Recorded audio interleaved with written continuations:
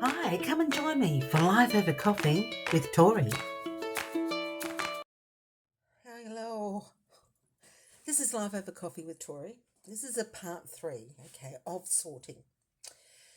We're going to sort of talk about incidentals, because we talked about mindset. That was in part 1. The next one what we talked about was doing the realistic downsizing of your wardrobe, because that's a big thing. This time I'm going to talk about bits and pieces, still with sorting, but how you tackle things in different ways. Of course, in part 1, I told you about that I had to deal. All started off with me having to do my study. What it actually started with. I won't do how it finished because I'm going to let you know. Dealing with paperwork. This room was pulled apart. All of the paperwork actually went into the lounge room, and I took over the coffee table and the couch and whatever, because dealing with paperwork can be quite tricky. One thing is that you do need to go through it almost sheet by sheet. Should be called sheet by sheet, really, but anyway, sheet by sheet. Okay, so the aspect, gonna have a drink. I started with this earlier on. I can tell you it's cold now, but it's better than nothing. And that has got me through. Was it a good cup of coffee? It was a bit strong for my liking. Anyway, that's okay. Cold cup of coffee. All right. When I got my piles of paper together, yes, some of it was easy to get rid of, because I had the mindset of, is this required for my future life? Right. Whatever that part of future life was. And so I was able to get rid of some of my marriage celebrant stuff quite easily. All my training stuff, when I first did my study of being a celebrant, that can go. In the beginning, I used to use it as a reference point. Here we are, like 15 years later. No, I don't, even in the last, I reckon the last 10 years, I've not even gone into checking reference stuff. The other component of it was I did actually come across some funeral stuff. Now, it sounds bizarre, but, a married celebrant in this country, you don't have to be, a funeral celebrant in this country, you don't actually have to be qualified. Quite often married celebrants will do that transition or do both, because we have experience about having to, organise ceremonies and stuff. But I did come across a couple of things that I had in that little package that I decided that, because I am a Virgo and I am a planner, I'm going to put together when I start putting my planning stuff for termination of myself, whatever that may be, to assist my family. I'm not doing it because, I want to take control of absolutely everything. It's more about I want to give them assistance at a time. I'm saying they're going to be upset. Who knows? Anyway, I did keep a couple of those things, but I really, really downsized a lot of stuff. But bills were a funny thing, because I keep bills, utility bills and insurance and all of that sort of stuff.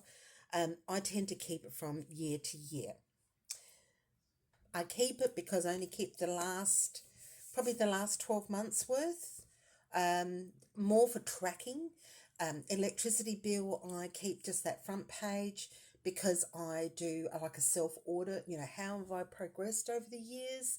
How much has my usage changed? It's all about usage. It's not about the bill, because the cost you have nothing to do with on that. Utility companies have, the unit costs go up or different things go up, but I can control my usage, and that is what I keep an audit on. And my summer usage and my winter usage is very, very different. I did put my utility company 1 year when I started doing this through their paces. They work.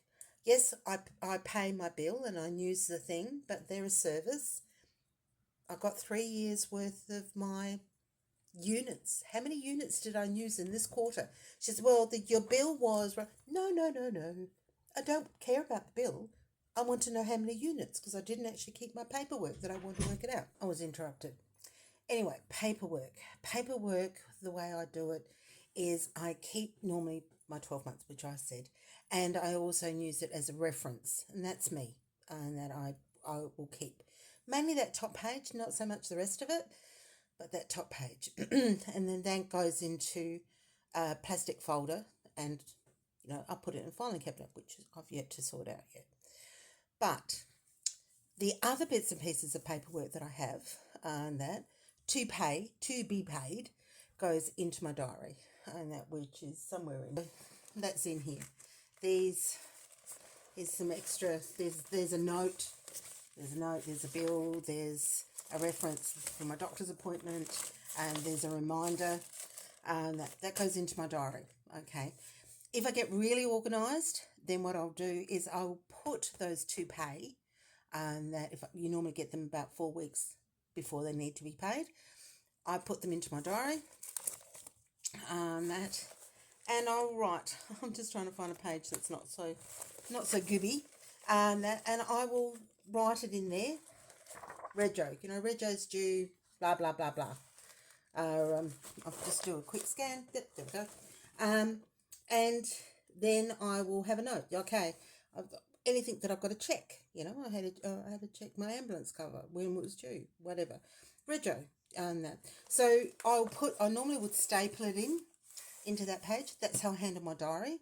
And then for the 2 weeks beforehand, I will write, usually in red, and that, due date, blah, blah, blah, whatever it is.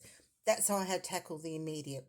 The other stuff, because my auntie doesn't keep, bills once she's paid them, because she's noted it in her diary with the receipt number, which I do as well, that because I pay most things online.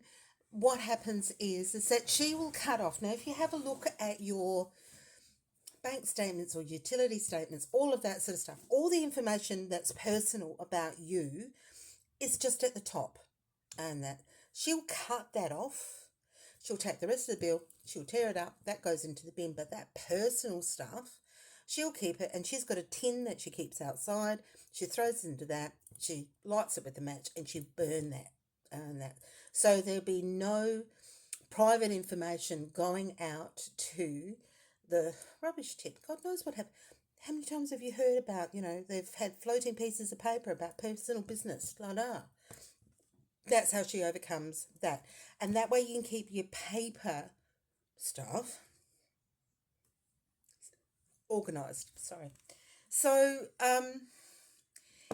that part, okay? So that's your paper, everyday paper stuff, and I have a plastic folder that I have insurance, who I'm with, so that if we've have an incident, I can pick up that plastic pocket sleeve thing, and I'll undo it, and it's got the booklet, and it's got our latest insurance information on it. That's all there in the filing cabinet.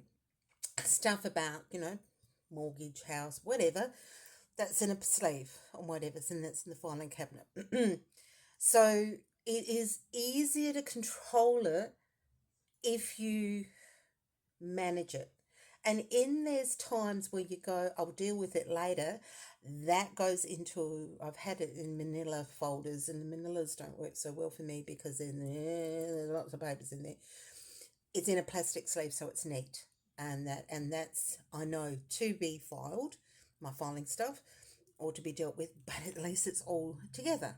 Because 9 times out of 10, within a 3-month period, normally somebody's going to want, can I have this piece of paper or that piece of paper because, I need it for whatever. I don't normally, but, the man in my life does. So that thing. You manage the other components of clutter that you actually have. Kitchen. How many pots do you really need? How do you use your pots? I used to be a family of 5. I used to do, catering and big cooks. 9 times out of 10 now, I either do it just for myself or for the 2 of us. How many big pots do I need anymore? Because I'm finding in my pots cupboard, I have got more than what I needed. So if it's something that, yes, I still needed to keep for every once in a while, I now store that in a cupboard in the laundry. That's my go-to for the extra big stuff. My everyday stuff, I keep it managed. Plate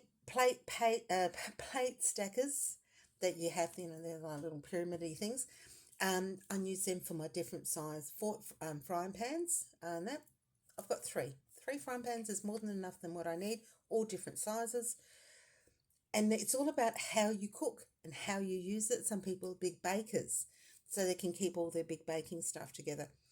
It's organising to what is it that you use. What do you use daily? What do you use when you do special stuff? Seasonal cooking. We tend to have more casseroles and roasts now, so I need slightly different stuff than what I use during the summer because I have different stuff. Am I cooking for myself, just one person? And that I don't need a big pot to cook stuff just for me, and budgeting for shopping for food. That's a whole life over coffee by itself. And that is the same with your drawer where you keep, your flipper. What do you call it? Your egg flipper and your big spoons and your can openers, which you use very rarely. What do you do with all that extra stuff? Because over time we do collect. I don't know, like once upon a time I would have had a lot of spoons and stuff that were just metal. Well, to tell you the truth, everything's got a coating on it now, and I use plastic spatulas and things like that. I've changed. So why am I still using it? Why have I still got it? Can I use it maybe in the garden? It's great for, a dicker thing. So I'll put it in a different location because I'm not using it. If I'm not using it at all, baby, you can go. And these are little hints as well, especially if you are going to be downsizing your home. Start with the stuff that you can manage, even if it's that one drawer where you actually keep your wooden spoons and on all of that type of thing. How many cups do you really need? In this household, I need a dozen. Because when the man is home, I go through it. My daughter said that she was going to have 1 cup for everybody, and if they have to read 1 cup for everybody and 1 for a visitor. I noticed when I went there, she did have a few more cups and glasses than she said she was going to do because she went through this whole downsizing stuff. But she did do realistic about how many plates. She's a family of 5. Yeah, how many plates do you need? A day's worth. A day's worth is enough. I had another girlfriend that her daughter, I'm going to tell you this because I'm going to move this on. Her daughter used to take everything to the bedroom. And so what she did, she downsized to have 2 sets, one for her, one for her daughter, because she got sick of actually going into her bedroom or asking at the end of every week, where are blah, blah, blah, blah cups, because we've run out. And, the arrangement of what was in her daughter's bedroom, she said, I've got to stop this. So what she did is that she locked them all up. 1 set for her daughter, bowl, plate, side plate, whatever. 1 set for her, 1 set for her daughter. Every other cup and plate and whatever got put into a locked cupboard. She did hear down the track that the daughter did work out what the actual the code was on the lock, but she did get to keep it under control. Because that went stupid. The other area that I really, really, really quickly want to talk about is toiletries. Toiletries is really, really easy to get, out of hand, and especially when you buy a special, where do you keep your extra stuff?